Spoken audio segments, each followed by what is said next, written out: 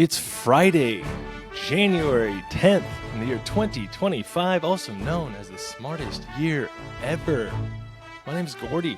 Today we're talking about the punt in wine bottles. Well, first off, the punt is that mysterious little dimple that goes on the bottom of a wine or a champagne bottle. And as it turns out, the punt isn't just about aesthetics. It actually has a long history and a purpose, apparently. The story begins in the early days of glassblowing, when wine bottles weren't the uniform mass-produced beauties that we see today. So glassblowers would create bottles by hand, and the punt was a practical solution. Pressing the bottom inward, it helped stabilize the bottle, ensuring it didn't wobble or tip over due to any outward warping of the bottom. The punt, or the champagness, as it really should be called, strengthened the base, reducing the risk of cracking under pressure, especially for sparkling wines with their highly carbonated contents. In short, punts were the glassblower's way of saying, hey, this bottle might be handmade, but it's not going to spill your precious vino. And as time went on and manufacturing improved, the punt's role evolved. For sparkling wines like champagne, it was said that the inward curve helped evenly distribute the pressure from the carbonation, preventing the bottle from turning into a projectile. For still wines, the punt became more of a tradition, a nod to the craftsmanship of the old world winemaking.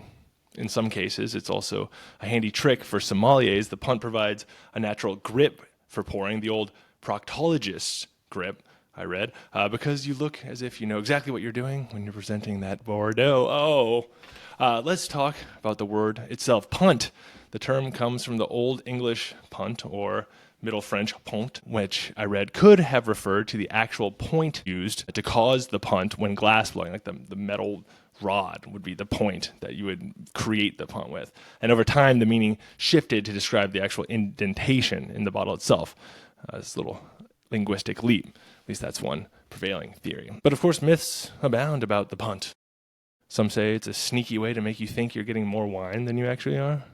Others claim it's a way to catch sediment, which, depending on who you ask, isn't entirely wrong, but I've read differing opinions on that. In unfiltered wines, proponents of the punt, punters, claim they can keep sediment from swirling back into the liquid when pouring. So, I don't know.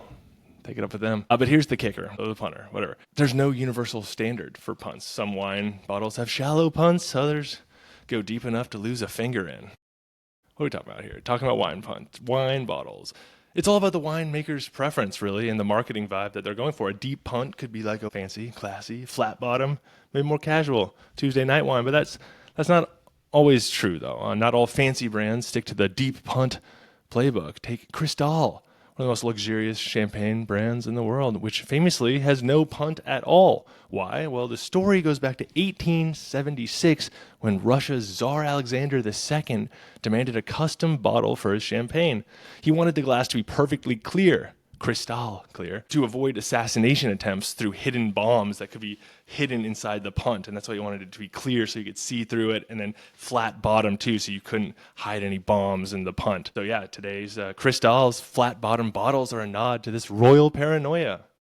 So yeah, next time you cradle a bottle with that deep punt, know that you're holding a piece of wine history. And if anyone asks why it's there, feel free to explain with an air of authority, preferably gripping it by the punt like a pro. Because really, nothing says I know my wine like over-explaining the physics of a bottle's butt. Thank you to all my sources, which can be found in the YouTube description. Please follow, rate, subscribe, share with your friends. At Smartest Year Ever on YouTube, Spotify, and Apple Podcasts for the full episodes. At Smartest Year Ever on TikTok. Oh, I didn't even do that on purpose. TikTok, Instagram, YouTube Shorts for your daily clips. Stay curious, stay clever. On our quest to become the world's greatest conversationalist. See you tomorrow in the Smartest Year Ever.